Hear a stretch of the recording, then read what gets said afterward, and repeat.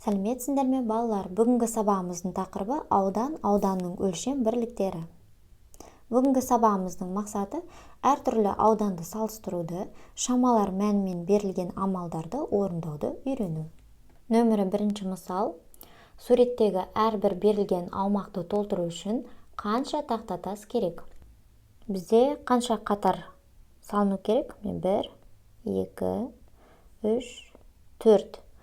4 қатар, әр қатарда қанша тақтатастан? 1, 2, 3, 4 тақтатастан. Сонда бізге барлығы қанша тақтатас салыну керек осының ішінде? Егерде менде 4 қатар және 4-4-тен болатын болса, яғни қанша?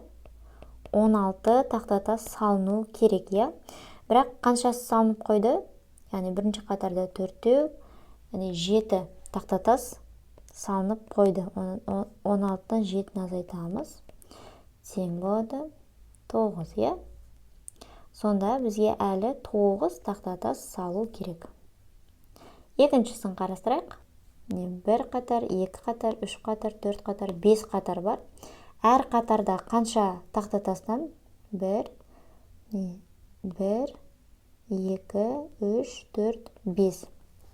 Яғни 5 қатар, 5 тақтатастан. Сонда барлығы осы жерге 25 тақтатас қажет екен. Бізде 5 тақтатас салынып тұр. Яғни 25-тен 5-ті азайтамыз, тең болады 20. Әлі де бізге 20 тақтатас керек екен. Егерде берілген шаршының қабырғаларының ұзындықтары 1 сантиметрден болса, яғни бұл қанша болады? Яғни осы шаршының ауданы, яғни 1 сантиметр квадрат.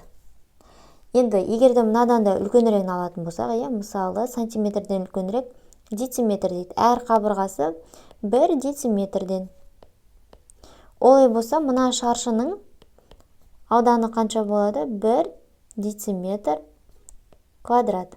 Енді мына кілемге қарайық. Бұл кілемнің ұзындықтары, яғни қабырғалары 1 метрден, яғни қанша болады? 1 метр квадрат болады, Үлкен аудандарды ірірек өлшем бірліктерімен өлшейміз, яғни сантиметр, одан үлкен дециметр, одан үлкен метр деп осып ірірек өлшем бірліктерін пайдаланамыз. 1 дециметр, егерде біз дециметр, сантиметр түрінде жазатын болсақ, 100 сантиметр квадрат дейміз, 1 метр квадратың 100 дециметр квадрат. Ал 100 дециметр квадратың 10.000 сантиметр квадрат. Саяжай және бау-бақшалардың ауданын сотықпен өлшейтін сен білесің бе? Бау-бақшаның ұзындықтары 10 метрден, яғни осы бау-бақшаның ауданы 100 метр квадратқа тең болады. Яғни оны біз 1 сотық жер деп айтамыз. Яғни 100 метр квадратты біз 1 сотық деп айтамыз. Дәптеріне қабырғасы 10 сантиметр немесе 1 дециметр болатын шаршы сыз. Бұл 1 дециметр квадрат. Осы шаршының ауданын палетканың көмегімен тап. Дәптерімізге осындай шаршы сызайық, оның жақтары, яғни қабырғалары 1 дециметрден, яғни 10 сантиметр, Біз білеміз, дәптеріміздің 2 тор көзі бұл 1 сантиметр екен, Енді осы берілген шаршының аудан палетканың көмегі арқылы табайық. Менде міне палетка бар. Палетка осындай болу керек. Мөлдір пленканың үстіне осындай кішкентай шаршылар сызып палетка жасадыңдар, Әр палетканың мына несі 1 сантиметрден, Енді осы палетканы біздің сызған шаршының бетіне бітіп қойып, мен палеткам сәл кішкентай болды, өйткені мен 8 сантиметр ғана жасадым. Қалай санаушы едік балалар? Толық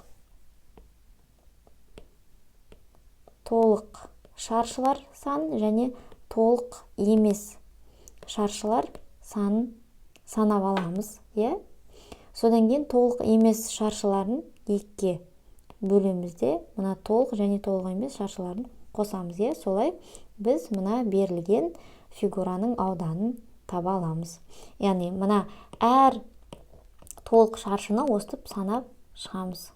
Егер де толық емес шаршылар жоқ болса, онда тек қана толық шаршыларды санап, сол толық шаршылар мына берілген фигураның ауданы болады. Нөмірі 3-ші мысал. Инженер-конструктор 1 метр квадрат пен 1 дециметр квадраттың кішірейтілген сызбасын салды. 1 дециметр квадратта қанша сантиметр квадрат бар екенін есепте. 1 метр квадратта қанша дециметр квадрат барын есепте. Бірінші міне бізге 1 дециметр квадрат берілген. Мына әр қайсысы 1 сантиметр квадраттан. Енді осыны біз әр қайсысын санап, 1 дециметр квадратта қанша сантиметр квадрат барын санап шығаламыз. Тезірек санау үшін не істейміз? Бірінші қатарды санап шығайық. Яғни 1, 2, 3, 4, 5, 6, 7, 8, 9, 10. Бір қатарда 10 екен. Және сондай қанша қатар бар екен көрек. 1 қатар, 2 қатар, 3, 4, 5, 6, 7, 8, 9, 10. 10 қатарда 10 шаршы бар, Сонда менде қанша балалар? Егерде 10-ды 10-ға көбейтетін болса, 100 сантиметр квадрат бар екен. Сонда 1 дециметр квадратым 100 сантиметр квадратқа тең екен. Яғни, мына 1 дециметр квадраттың ішінде мынандай 1 сантиметр квадраттық шаршылардан 100 дана бар екен. 1 метр квадратта қанша дециметр квадрат барын санайық. Яғни, мыналар бұл шаршылардың қабырғаларының ұзындығы 1 дециметр. Қанша шаршы барын санайық. 1, 2, 3, 4, 5, 6, 7, 8, 9, 10. Дәл солай, жаңағыдай 10 бар. Және қанша қатар? 1, 2, 3, 4, 5, 6, 7, 8, 9, 10 қатар бар. Яғни, мұнда да қанша? 100 дециметр квадрат. Яғни 1 метр квадраттың ішінде 100 дециметр квадрат бар екен. Нөмір 4-ші мысал есепте. 5 метр квадратқа 45 метр квадратты қосамыз. Тең болады 50 метр квадрат. Келесі 9 метр квадратты көбейтеміз 4-ке. Тең болады 9 4-ке көбейтеміз 36 метр квадрат. 35 метр квадрат бөлінген 7. 35 7-ге бөлеміз 5 метр квадрат. Нөмір 5-ші мысал. Есепті өрнек түрінде жазып, оны шығар. Сатушы 3 сатып алушыға 5 килограммнан. Яғни 3 сатып алушыға. Мен 3 сатып алушы болсын. Әр қайсына 5 килограммнан, Және 4-ші сатып алушыға, мына 4-ші 15 килограмм картоп естеді? Картоп өлшеді. Енді бізге нені табу керек? Сатушы барлығы қанша килограмм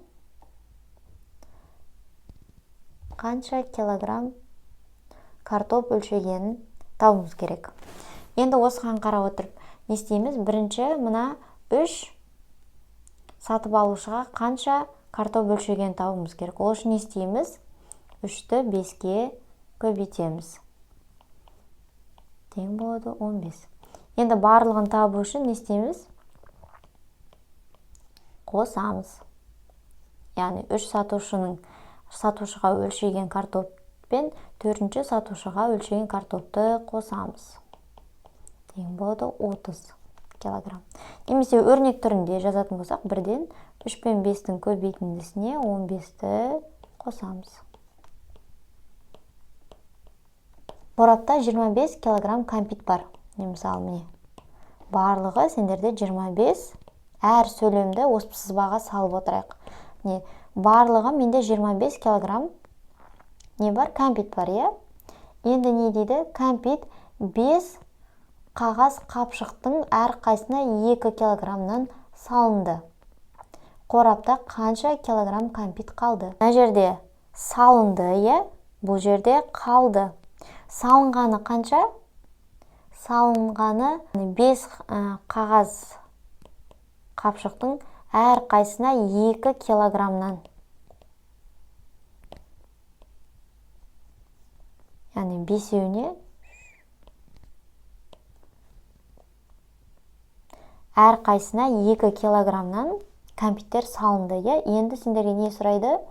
Қалды, қаншасы қалды дейді, салу керек. Енді осыны қалай табамыз балалар? Ең бірінші бізге мынаны табу керек. Қорапқа қанша салынғанын табу керек. Оны табу үшін не істейміз? 5-ті 2-ге көбейтеміз. Сосын не істейміз? Яғни 25 алынған жақшаның ішінде 5 пен 2-нің көбейтіндісі. 5 пен 2-нің көбейтіндісі 10-ға тең, 25-тен 10-ды азайтсақ 15. Нөмір 6-шы мысал. Тиімді тәсілмен есепте. Балалар, есімізге түсірейікші, тиімді тәсіл деген не? Бұл өрнекті орындаудағы оңай жолдарды іздеу. Қосудың қасиеттерін есімізге түсіреміз. Қандай қасиеттері бар еді? Ауыстырымдылық және терімділік қасиеттері. Яғни екі жағдайда да біз білеміз, қосылғыштардың орын ауыстырғанымен қосындының мәні өзгермейді.